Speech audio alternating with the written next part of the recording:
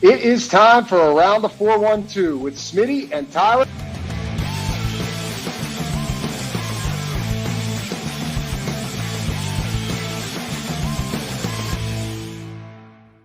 Welcome back to another episode of Around the 412. I am Tyler. With me, as always, is my co-host, Smitty. Be sure to follow us on all of our social medias at Around the 412. And if you're not watching the show on YouTube already, go subscribe to the channel. Hit the notification bell so you never miss a video. And I think according to our analytics, like 90% of the people that watch our stuff are not subscribed. That's a ridiculously high number. We got to fix that. So subscribe to the channel, hit the notification bell. Also leave a like on the videos. It helps us out. And also check out the description of each and every show, whether it's on the listening platforms where you can follow us as well or over on YouTube. We've got all the links to our great sponsors, but we also have the link to year 8 of Rocking Around the 412. It's our Christmas fundraiser. If you don't know, I don't know how you know, you're living under a rock, but it is our Christmas fundraiser. That we provide children in the local 724-412 area codes the Christmas that they have always deserved, the Christmas that Smitty and I never had to worry about where it was coming from growing up. The first 7 years, we've been able to provide Christmas to 177 kids in the local Pittsburgh area. We want to continue to rise that number as much as we can. So if you want to check out the GoFundMe right now, that's the link that we have available right now in the description of the show. We also will be getting involved with East Rochester Salvation Army Angel Tree whenever that comes around. That's probably sometime more in the fall right now, but the GoFundMe is up. We've already got over $500 raised. So thank you if you donated already. Want to continue to be able to raise that number, because the most money that we are able to raise, the more families we're able to get provided Christmas for. So if you want to share that message, it's down below. This is the Steelers show. I also, I really am excited because we get to still talk about wide receivers. Hold up, wait a minute. Y'all thought we were finished. No, this is going to continue to be a conversation until they do or don't sign somebody when the season comes. And if they don't sign somebody before the season comes, we're going to be talking about, hey, who could they potentially trade for at the trade deadline, and monitor which teams are bad and who's going to be an impending free agent. So this is gonna be a conversation forever, seemingly, for the Pittsburgh Steelers. But a San Francisco 49ers wide receiver is disgruntled with a contract, which means it's an offseason in the NFL. This is 3 straight years now. Like Deebo Samuel requested a trade. Then we get Brandon Ayuk last year. Now Jauan Jennings this year, who I am a massive fan of, by the way. Like, I've seen a lot of takes regarding Jennings. He's making $7.5 million this year. I think that's well under what he should be making. Put a lot on his plate last year, considering Deebo Samuel not very effective, the Brandon Ayuk injury, Ricky Pearsall, not necessarily his fault. He had something go down in the offseason. He got shot, so that obviously impacted how quickly he was going to be able to be a contributor for that team. So, yeah, a lot of things happened last year, and Jennings put up nearly 1,000 yards. Super, like, the analytics love him. He can line up in a lot of different alignments. If you remember, like, when they lost to Kansas City in the Super Bowl, San Fran wins that game. I think there would have been a lot of conversation about Jennings being the MVP of the Super Bowl. Threw a touchdown to Christian McCaffrey in that game. He's a really good player.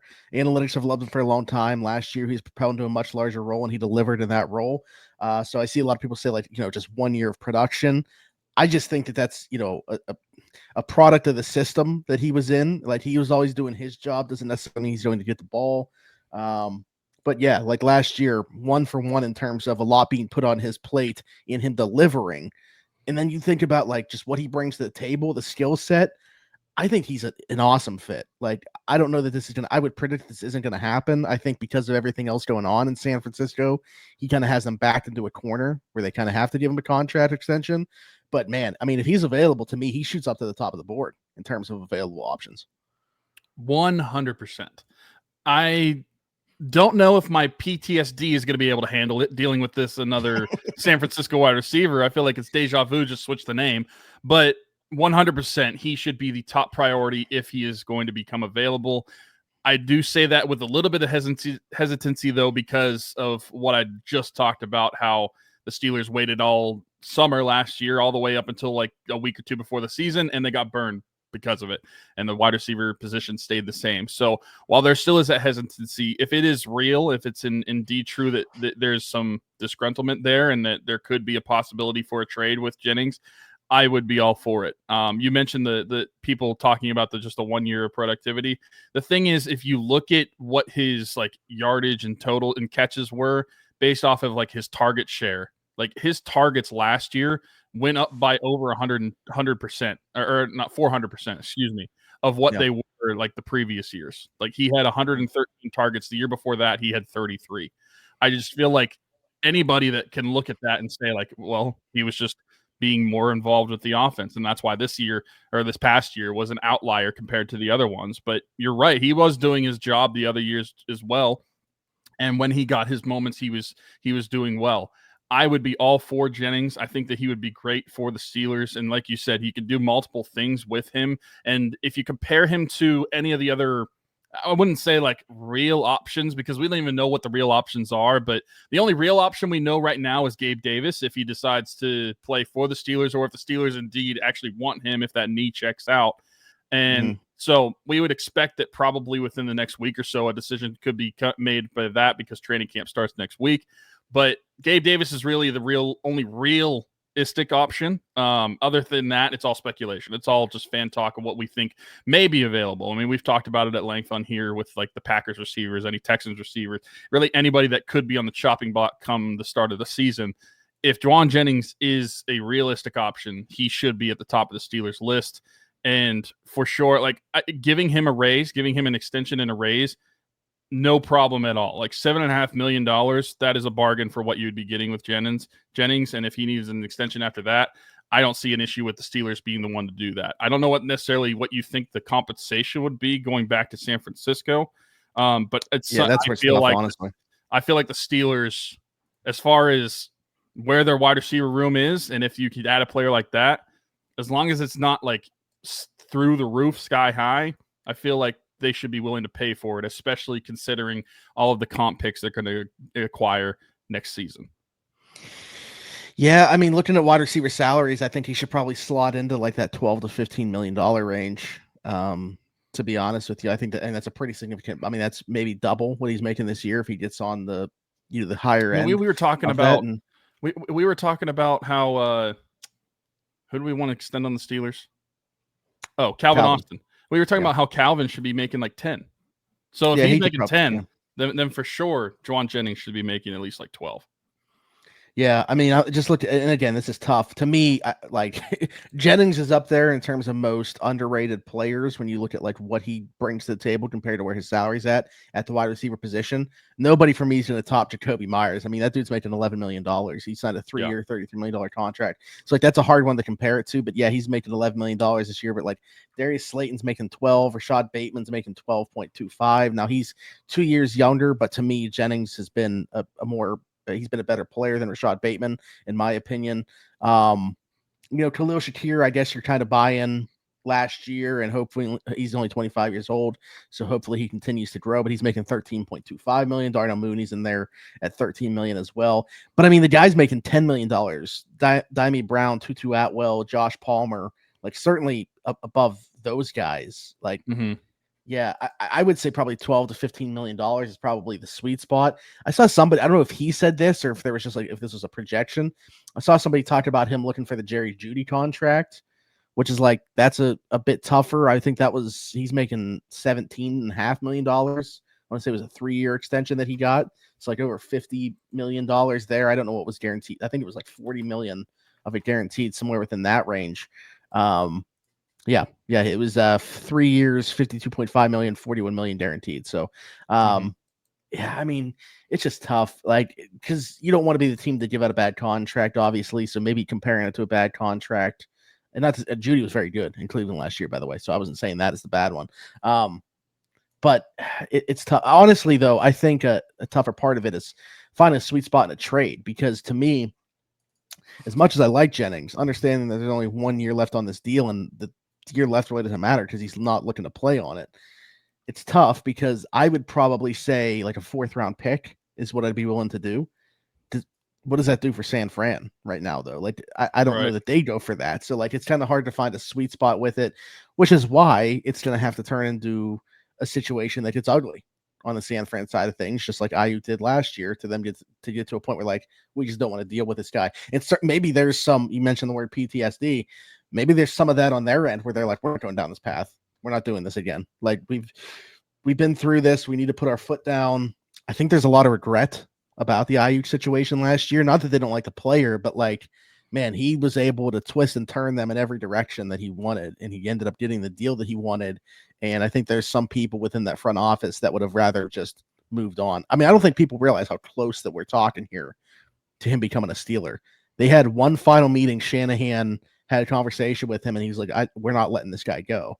And one final conversation got Ayuk to agree to sign the extension there. Otherwise, they were going to trade him that same day to Pittsburgh. That's my understanding of it. So, but anyways, getting off topic, I just wonder if from that side, there's a little bit of hesitancy towards going down this route with another player in Jennings, similarly to last year.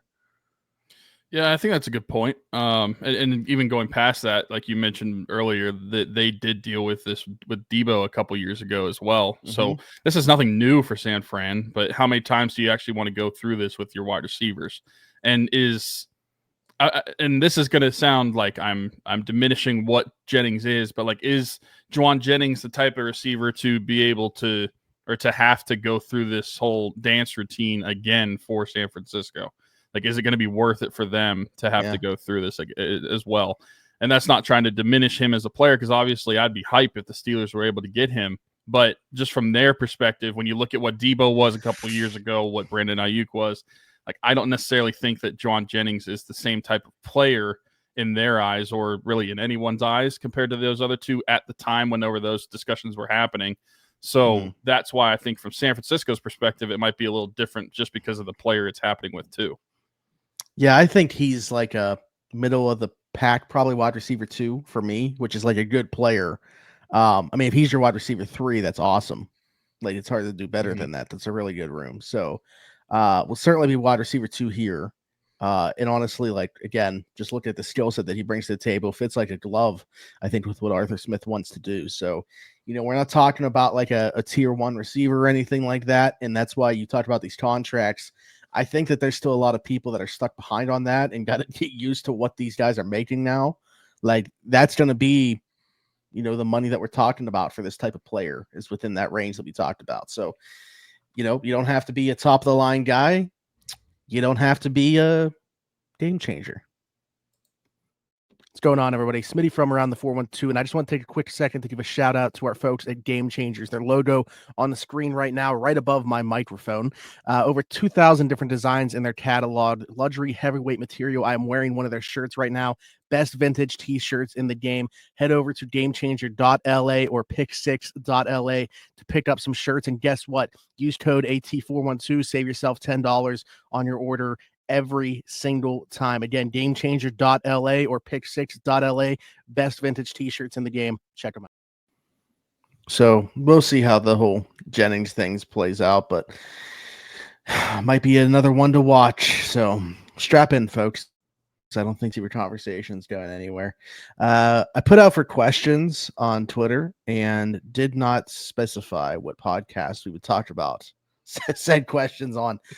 Did that very purposefully. But so we're going to answer some of that stuff on here. Although I do want your thought on one thing that we talked about, a topic that we talked about on today's afternoon drive. And honestly, I feel like it hasn't been talked about enough just because we get so caught up in the wide receiver conversation and now safety with moving on from Minka. Obviously, there's a need there. Offensive line. I feel like maybe the highest discrepancy in terms of what the ceiling of their play and floor of their play is this year amongst any group for the Steelers. Like, to me, by the end of the year, this could be a group that we're talking about as a top 10 unit, or it could be a group where we're talking about, oh, they need to turn over like 3 or 4 spots along the offensive line for varying reasons. Obviously, you got Broderick going back to the left, and even when he was playing at right tackle, like, wasn't good. And the answer isn't just him going back. Yeah, the answer isn't just him going back to the left side, and he's going to magically become a good tackle. Sayamalo, very very well could retire. I mean, he's in the last year of his contract. Who knows if he has the desire to sign another contract. Zach Frazier, feel good about. Mason McCormick, for a 4th-round pick, certainly played above expectation. I thought as the season went on, though, he might have hit that rookie wall. Maybe that's what you chalk it up to, but I thought down the stretch he wasn't as good. And then Troy Fautanu, you feel good about, but like you're talking about a couple series of reps worth of why you feel good about it, and obviously the tape going back to Washington. So, yeah, I think that like it's there, like the investments have been made, and they could be a very good group, but there's also a world where it doesn't pan out for a lot of these guys, and there's a ton of turnover there. So I wanted to get your thought on this group, because for a team that's invested so much in them, those investments didn't happen this offseason. Like they really didn't give themselves much insurance here if something does go wrong. They didn't sign like a guard tackle starting capable guy. Like it's these 5, and they're putting a lot of investment into even like, Calvin Anderson. If something goes wrong, he got a 2-year deal. He'd be the next guy up, I guess. And it's just, I don't know. It's interesting for me, Andy Weidel, where like, we've been talking so much about the trenches the last couple of years. It was a bit off to me this year, the approach with the offensive line. Yeah, I don't think there's a ton of depth on the offensive line in terms of like high quality starters. I mean, you could even argue that on the starting, you don't know necessarily given any week that you're going to get a high quality start from any of those guys. But like you mentioned, Calvin Anderson, Dylan Cook is still there, Spencer Anderson, Ryan McCollum. Like those are not necessarily guys that are like waiting in the wing, waiting for their chance to start. Like that's somebody that is sure a depth piece for the Steelers, but outside of the starting lineup of what you're expecting from the offensive line, you don't really have anybody you have high expectations for. And then even the starters, like you mentioned, Broderick Jones, there's no hiding it. Like he was bad last season. And we're going into year 3 of this deal. This is a guy that we talked about whenever he was selected by the Steelers. Like this is going to be a slow burn. Wait and see how it progresses. Even though he was that 1st-round pick that they did trade up for, I still think that going into year 3, despite what we said a couple of years ago when he was drafted, there's a lot of hesitancy about what he's going to look like on the offensive line. Going back to left tackle where he's most comfortable, like that's great, but seeing what he looked like last year, I don't necessarily think that swinging over to the other side is necessarily going to bring the best out of him right away. I still need to see it and prove that he can be that starting left tackle at a high level and prove that he was worth the investment that the Steelers put into him. You mentioned like Zach Frazier, feel comfortable about him. I do too. I think that he was for sure one of the best rookies last year, if not the best rookie on the team. And the Steelers found their center. Like I really feel very comfortable. Yeah. I think he's already top 5 at his position in the league. Yeah. I think you could argue top 3. Yeah, he's really good. I mean, we loved the pick when it happened, and then the play did not disappoint, so no issues at all. Like Isaac Seumalo, I feel good about him as a player, but you mentioned like the future of the position. He might retire next year, or at his age, I don't necessarily know that offensive linemen fall off a cliff quite like other positions do, or at least maybe just because of the nature of the position, it's not noticeable. But like you still got a question about like the age and longevity of these players and seeing if that's still going to keep up. The reason I said that is like talking to people, I think he's kind of openly talked about not being sure if he's just signed another contract. So that's why I even mentioned it. Like at his age, he probably like with the way he's playing, he could probably still sign another like 2-year contract, but like, does he want to? Right. No, I agree with you, but I'm just saying like for anybody that goes over 30, you never know when they're going to fall off a cliff in the NFL. Like it could be season by season at that point. So I'm not saying that that's necessarily going to happen, but it could be a possibility at some point. And then Mason McCormick, someone we felt okay about, but we talked about it earlier this offseason, how we don't think that he should necessarily just be handed the keys to the starter position at that right guard spot. And it seemingly seems like he's going to be that way. But again, somebody that could potentially be volatile, and sure, for a 4th-round pick, he played well last year, but I don't necessarily think that he was as quite as good, and neither do you, as a lot of others say. And then Troy Fautanu, I have a high expectation for him, but like you mentioned, the injury last year, you only saw a couple drives from him in one game. what is he going to look like post-injury? What's he going to look like from a full NFL season? And are these guys going to get the continuity down that you need to have a successful offense with that offensive line? I think it's a valid question. I think that that's a good point to bring up. Like, they have invested a lot of capital in the offensive line, but you haven't really seen it all come together. And this is the first season where you can really see a lot of that coming together. It's as long as everybody does remain healthy. But I feel like that's still going to be a question until we actually start seeing them play games, is like, how good can this offensive line be?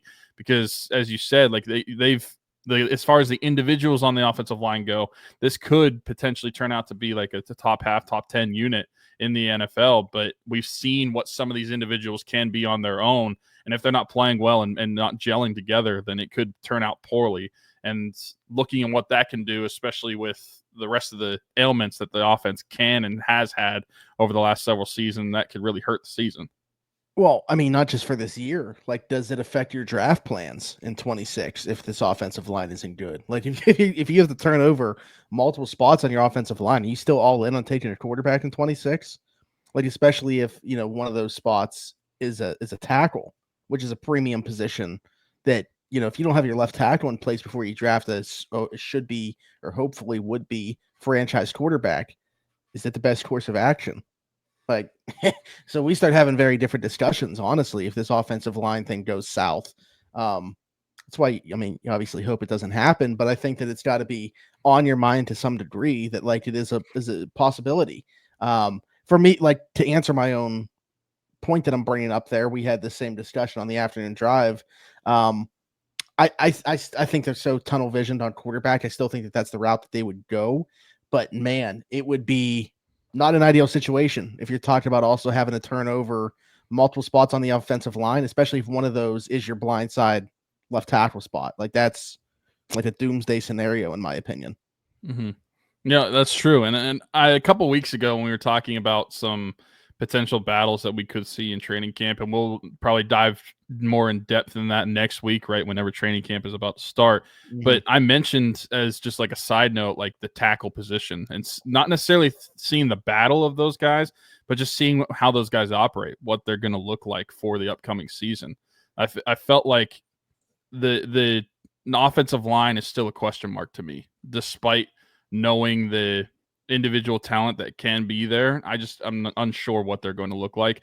So that's why in training camp, I want to see like what I said specifically the tackles, but really it's just the whole offensive line, how they're actually going to look. Because if they're not looking good in training camp, then what does that leave for the rest of the season? What does that leave for us to believe for the start of the season? Yeah. Certainly a group to watch in training camp, but like you mentioned, next week we'll do an episode talking about, you know, our training camp battles to watch and what we're looking forward to, whether it's headlines or specific players. All right, get to a couple questions here. Again, these are tied into with the Steelers, but not necessarily directly related, although the questions themselves kind of are. Ross, friend of the program, and also mentioned the golf out in past weeks here. He's the one that runs that. So shout out to Ross. Said, if you had to erase either the Steelers, Pirates, or Penguins history, which one would it be and why? Might have the same answer on this, but I will let you go first. For me, it is an easy question. And it pains me still. I don't want to say it's easy and I just don't want any of it. But yeah, erasing the history will still pain me, but it's easy for me. It's the Pirates. Because in my lifetime, I have had no history of the Pirates. The best and the peak that we have seen is 3 years where 2 of the years we lost in a wild card game and the other one we lost in the NLDS against the the St. Louis Cardinals in Game 5. That's our peak as Pirates fans. We have not seen anything else. We've seen one more winning season in 2018, which shouldn't have been a winning season because that you could argue that, and we've talked about how that set the franchise back even further because of the Chris Archer trade that they made. I just don't think that the question could be any easier for me. And it does pain me because of how much some of those people in the history of the franchise mean to the city. I mean, specifically like Roberto Clemente. The Roberto Clemente Bridge is named after him. I mean, that would be like erasing part of Pittsburgh if you're erasing the part of the Pirates. But at the end of the day, I look at, for me individually, where all of my sports fandom history, what I can remember, goes a part of, because I know the Pirates have won 5 World Series, but the last one was almost 50 years ago. Like it was 46 years ago the last time they won a World Series. I was not even close to thought of. My parents didn't even know each other. I just think that when I look at being able to say, like, I've seen the Steelers win 2 Super Bowls and go to 3. I've seen the Steelers win 3 Stanley Cups and go to 4. And the success that I've seen from those franchises, other than the Pirates, that's why it's easy for me. Yeah, it's interesting because I have the same answer, the Pirates. But like you said, it sucks because of the individual players that you're losing the history of if you erase everything from the franchise. I mean, watching Paul Skeens right now. I mean, you could argue that you're erasing Barry Bonds from the history books because he started his franchise in Pittsburgh. His career in Pittsburgh. It's interesting though, because we have the same answer to which team's history we would erase as we do for which team would we give a championship to if we could. Like it's funny, but that's legitimately the answer. And it's because for me, a lot of the same reasons, I am erasing their history because I don't see a future.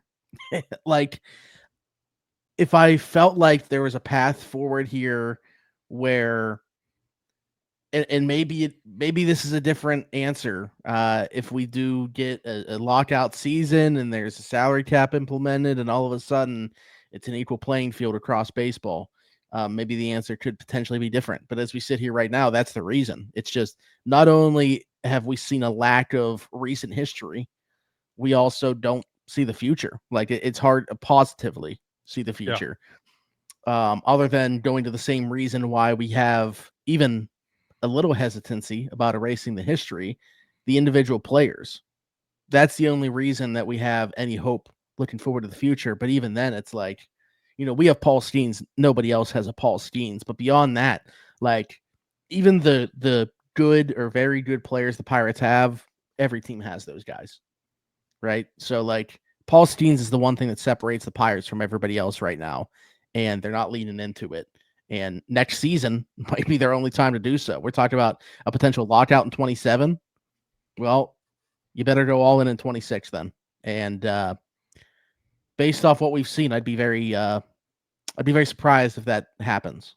But who knows how much time you got left with Paul Skeens? As much as that sucks to say, the clock's ticking. So the Pirates is also my answer.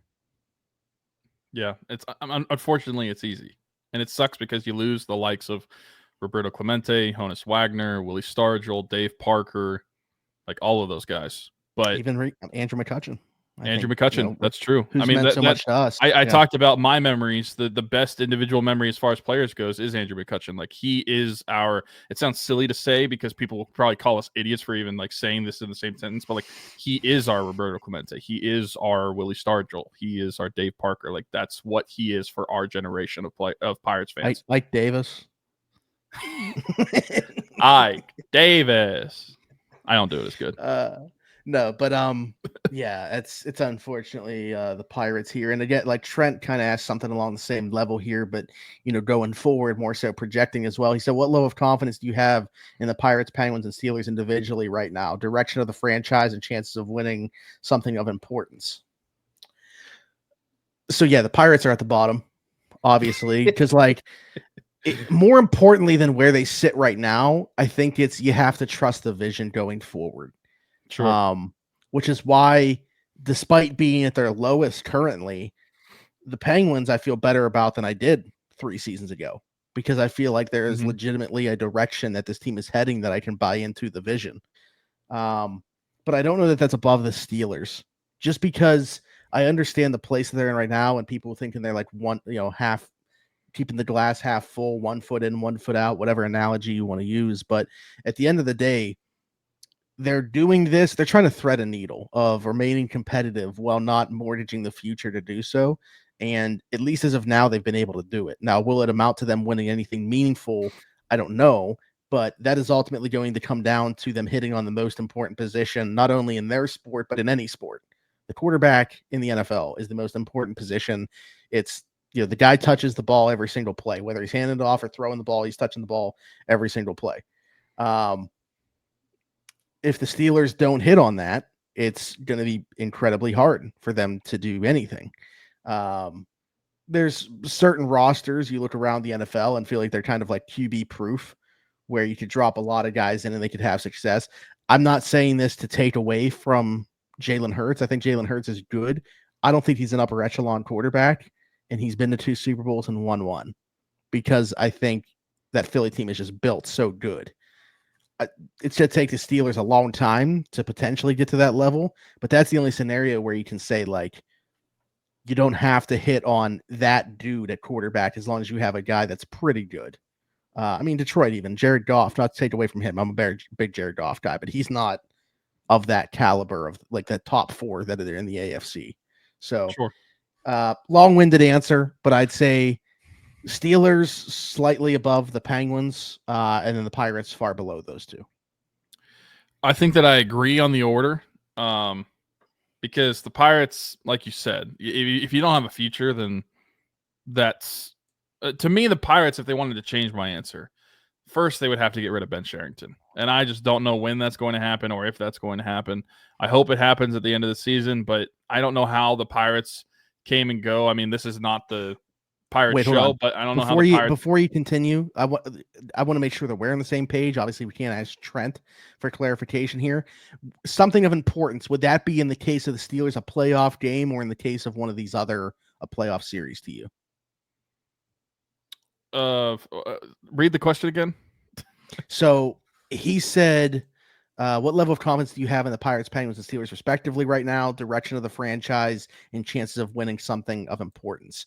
So like I talked about the direction there, obviously, with them, but in terms of winning something of importance, I guess to me, I read that as either in the Steelers case, winning a playoff game, in the case of the Penguins or Pirates, advancing past the first round. Yeah, that's true. I guess because if you're talking about thinking, if you're talking about in my head, I was thinking like championship. Okay, because if you're talking about championship, I actually might switch the order to the Penguins, as wild as it sounds to say at the beginning of their rebuild, because to me it's hard to see the Steelers overcoming what currently is in the AFC for a long time. Like when you don't have that dude at the quarterback position, you don't even know like if the guy that they draft next is going to be that dude. Like, yeah, it's tough. It's tough. So I would, in terms of moderate success, winning a playoff game or series, I would say the Steelers. If you're talking about winning at all, I would say the Penguins. So I think my answer right now is going to stay as both. Okay. Like it's going to stay the same for both. But the reason being, let me get the Pirates out of the way, and I know this is not the Pirates show, but like how you let Ben Sherrington go through another draft whenever you should be firing him at the end of the season, like it makes no sense to me, the timeline of their decision making. But to me, maybe that's the writing on the wall for their decision. He's not going anywhere. But ultimately, I don't see any future for the Pirates. The future is Paul Skeens right now, and they invested nothing into him this season after he won Rookie of the Year, potentially going to win the Cy Young with a losing record this year because of the lack of effort that they put into adding to this team for him. So the Pirates are for sure the lowest. But when it comes to the other two, and I think that my answer is the same for both winning a championship and then winning like just at the first round right now, because I think the Penguins, obviously they're starting in their rebuild. We don't know what's going on with the future of this team. We know how the rebuild is starting. We just had the NHL draft, and we saw a ton of draft capital come into Pittsburgh, and we see the direction that Kyle Dubas is taking the team. I just think that as far as winning it all or winning a playoff game, not that I necessarily think it's easier in the NFL. That's not what I'm trying to say.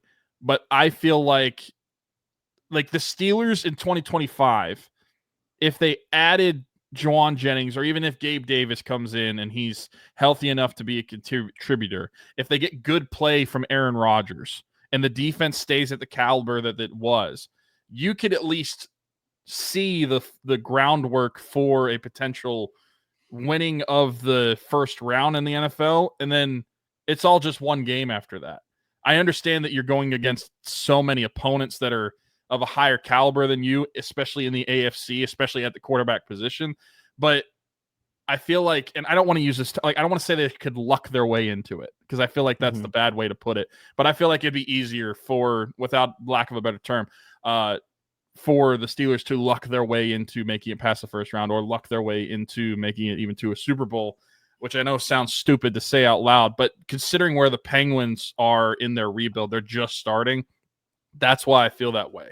And that's why I say, as of right now, my answer is probably Steelers, Penguins, Pirates for both winning a championship and making it past the first round. If you ask me in like a year and a half or 2 years from now, when I get to see what some of these prospects for the Penguins are, if they're at the NHL level, how players that the prospects that they currently have that weren't drafted this year are panning out at the NHL level, and what the status of the team and the prospect pool is looking like, then maybe my answer changes, because I feel like ultimately, and it's silly to say this, but I feel like it is easier for the Penguins to turn it around than the Steelers would be, because of the importance of the quarterback position.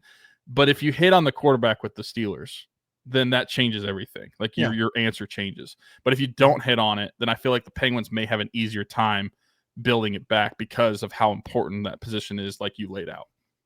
Yeah, I mean, this answer could drastically change within 1 year. That's the reality of it. So as we sit here right now, we agree on the Pirates last, and depending on the level of success that we're talking about, might change how you feel about the Penguins and Steelers. But we know that one thing's for sure: the Pirates, they ain't making the cut.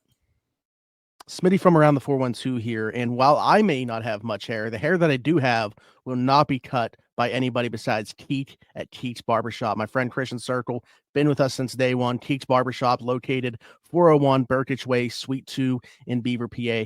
Download the app The Cut, book an appointment with Christian today, or you can do walk-in with Tony or Ashley. But again, Keek's Barbershop, 401 Burkitch Way, Suite 2 in Beaver, PA.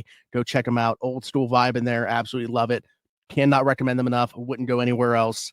Maybe I'll see you there. Well, I think that's it for this week's Steelers show. Not a whole lot to talk about. Next week, we'll dive into the training camp stuff, like we mentioned, see if there's anything else to discuss, but nothing really newsy. Obviously, we'll wait and see on the Jennings thing. Let us know your thoughts about the offensive line. And then if you want to chime in the discussion in terms of which team you feel best about, long-term, short-term, whatever level of success, if you had to erase history of one of them. Yeah.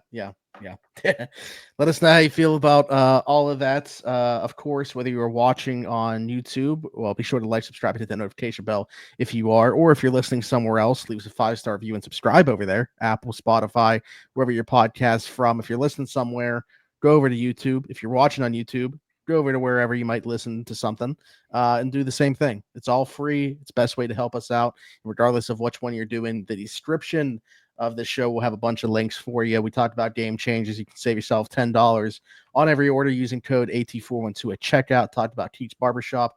Download the app The Cut to book an appointment with them. What we haven't talked about yet, right above Tyler right now, Marcelo Electric, our friend Brandon Marcelo, a.k.a. Boots, his small business serving Beaver, Allegheny, Lawrence, and Butler County. Hit him up, 724-614-0611 to schedule a residential, commercial, or service call with him. He can do all of it. Again, that's Marcelo Electric, 724-614-0611. But we got the link below to his Facebook page. Go check out all of his work. Go look at his van, which currently, I believe, still doesn't have air conditioning in it, so he's really been enjoying that. So go check that out. Man, I can't imagine. Like, he was telling me we had like a heat wave here, basically, like especially for like Western PA. His truck, the internal temperature was 120 degrees one day. That's crazy. That is nuts. My parents, before we quit, just because you brought that up, my parents went on a 4-week vacation-ish, but my dad was working the whole time, just remote. But my mom was with them, so it was more so vacation, visiting us in Oklahoma and then visiting my sisters in Utah. They turned off their air when they left, and this was about a month ago. They came home. They got home this weekend on Sunday, and it was 87 degrees in their house. Okay, I was expecting worse, actually, but yeah. Yeah, I had something going on. My air condition, like the whatever you call it. What would you use to control the air conditioning? Why is the word slipping in my mind? I guess that's what it's called, right? That is what it's called. My digital thermostat. I don't know what was going on with it, but like, the batteries were low, and I was just watching the temperature just like rise up on it. Like I don't know whether it actually was or if it was just like because the batteries were low. So like I switched it out, put batteries back in, and it was up to like 83. Yeah. On there. I was like, my God. But yeah, Wow. that's crazy. I thought you were gonna say like something in the hundreds though. So I mean it's still not great to walk into, but yeah, no, it wasn't in the hundreds. If there was bad insulation in my parents' house, then yeah, probably. But yeah, for sure. And then of course the last thing, but certainly not least, rocking around the 412 year 8, as Tyler mentioned at the top. $570 raised so far for the mission. Just kicked it off a little under 2 weeks ago. So shout out to everybody that's already donated or will donate. The link down below as well for that. We've been doing it. Obviously, this is year 8. 177 kids so far have had Christmas provided to them through this mission. Started partnering up with the East Rochester Salvation Army over the last 3 years. They continue to do that. They do, obviously, back to school is like a big thing for them. So I really don't think like that's going to start ramping up for them until the kids are back in school. So I would say probably around September-ish. You'll start to see some movement on that front, so you guys can grab tags if you'd like, if you're local and want to take a tag and go shopping yourself and everything like that. Completely fine if that's how you want to do it. It doesn't matter to us. What matters to us is making sure as many kids as possible have the Christmas that they deserve, as we mention all the time in our mission statement and when Tyler introduces at the top of our show. So going to cross 200 kids this year, going to cross $40,000 raised through the GoFundMe's this year. So we're excited about that. A lot of milestones being hit here in year 8. And if you donate at least $10, you'll be eligible to win some prizes, despite what GoFundMe will tell you, including some jerseys, some other sports memorabilia, I'm sure. Tyler did give away some Penguin tickets. You might be like right on the glass for $20. So who knows? But we're excited about it. So definitely go donate if you can. At the very least, please share the mission. You never know whose eyes and ears you can get on this thing. So once again, shout out to everybody's involvement in that. It's our baby, means a lot to us, and we appreciate each and every one of you for being involved in it. But and then hit us up on all of our socials at Around the 412 if you have questions about that, questions about the podcast, want to sponsor the podcast, anything. Hit us up at Around the 412 on all of our socials. You can hit Tyler up at Weiler_Teach33, and you can find me everywhere, Zachary Smith, PGH. Other than that, for Tyler, Smitty, this has been the Around the 412 Steelers show. We'll talk to you next time. Bye-bye.